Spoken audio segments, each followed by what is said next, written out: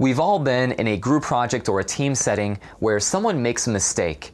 And in those moments, what we decide to do can have a significant consequence on our dynamic with our team members, on our relationship with that person who made the mistake, and on whether our team can accomplish its final goal or not. It's important for us to realize that when someone makes a mistake, they are still on our team. We're still working towards the same goal.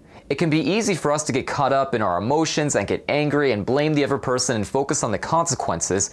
That might feel good for us, but for the other person, they now have no incentive to change their actions in the future. Now, if we forgive the person and give them a second chance, now they have an opportunity to redeem themselves, to learn from their mistake, and come back as an even better teammate than before. Forgiveness is a great way to take your team from good to great.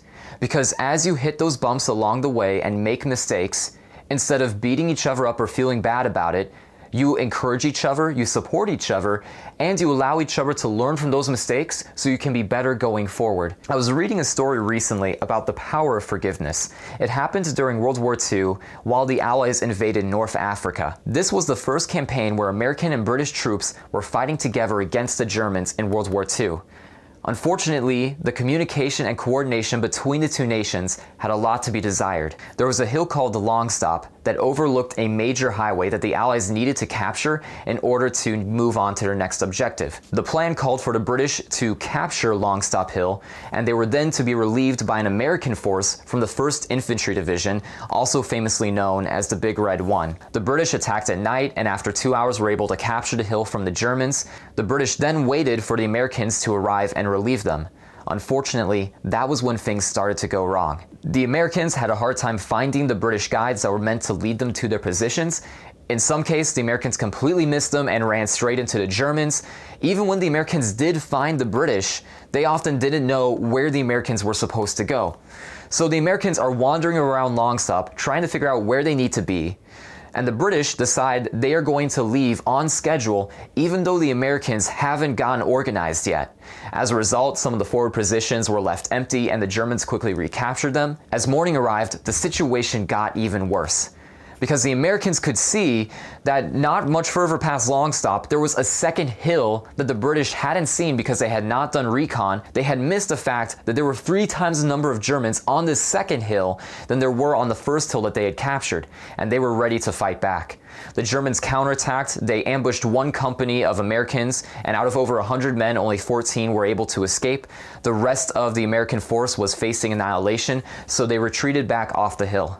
The British were then called back to help the Americans retake it. They recaptured Long Stop. They were fighting up the second hill, but were stopped by machine gun and mortar fire. The Germans counterattacked again, overwhelmed both forces, and pushed them off the hill. The Americans suffered 356 casualties, twice the number that the British experienced. The commander of the 1st Division, Terry Allen, was furious about this. He had seen 1/3 of his fighting strength be reassigned to the British at Long Stop. They had now suffered hundreds of casualties, and there was nothing to show for it. Allen launched an investigation to see what had gone wrong in the battle. It did reveal the Americans made mistakes, but it also revealed that the British had made a number of mistakes of their own that had led to the high casualties on the American side. Allen then took his report and went to his superior, a British general by the name of Alfrey. Alfrey was pale in the face, embarrassed at what he was reading in Allen's report about his own British troops, and at a loss for words he said, "What are you going to do with this?"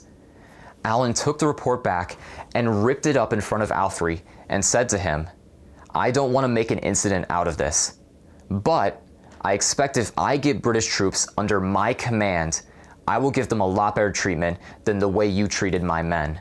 It may not have been the most gracious way to say "I'm sorry," but what Allen did had a significant point.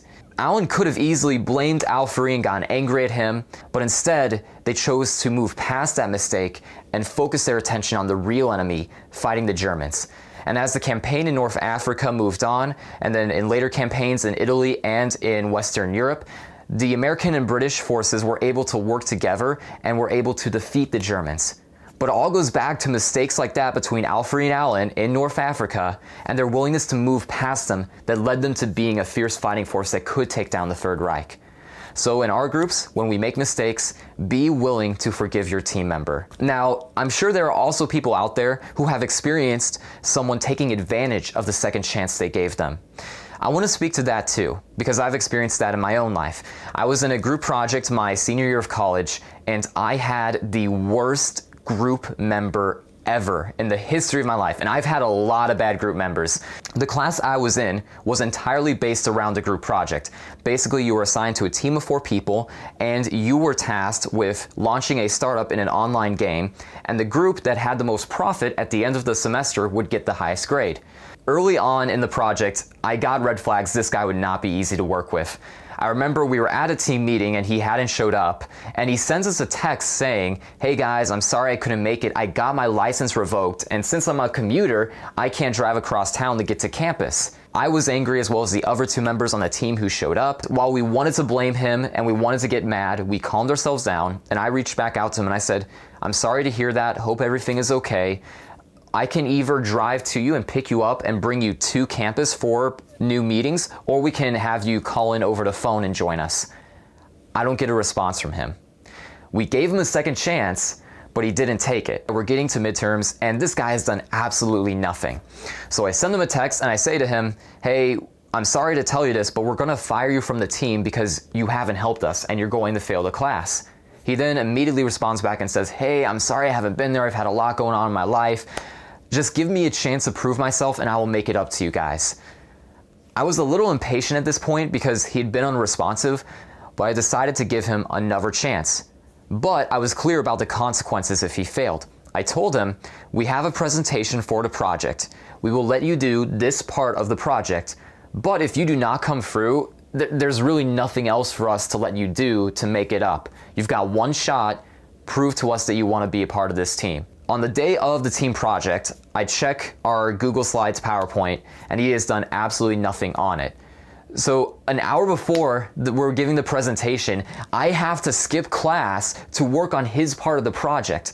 We got through the presentation okay, but after we came to an agreement with the teacher that we were going to fire this guy and he was going to fail the class. Finals week was coming up, and after not hearing from this guy the entire semester, he starts calling me constantly, saying, "Hey, I'm super sorry about what happened. Is there anything I can do to make up my grade to you guys?" And I was upfront with him and I said, "Hey, I'm sorry, but we gave you multiple chances to redeem yourself to us, and you didn't take advantage of them. You were unresponsive. You did absolutely nothing for our group. I don't want to do this, but because you aren't helping us, we have to kick you out of the group." And unfortunately, he failed the class. I'm not happy that I had to do that. I'm not proud of it.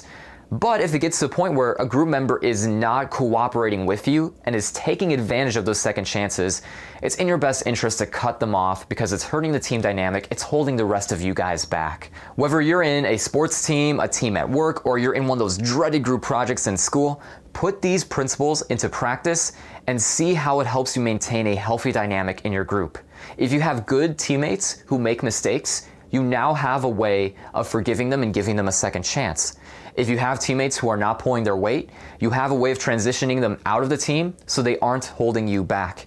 And if you're the person who makes the mistake, you now have a way of expressing your concern and how much the goal means to you, how sorry you are, so that you can redeem yourself. If it worked for the Allies in World War II, if it works for my nightmare group project my senior year, it can work for you as well. Put it into practice, and maybe you'll actually enjoy the group that you're in. Maybe not, but give it a shot and see what happens.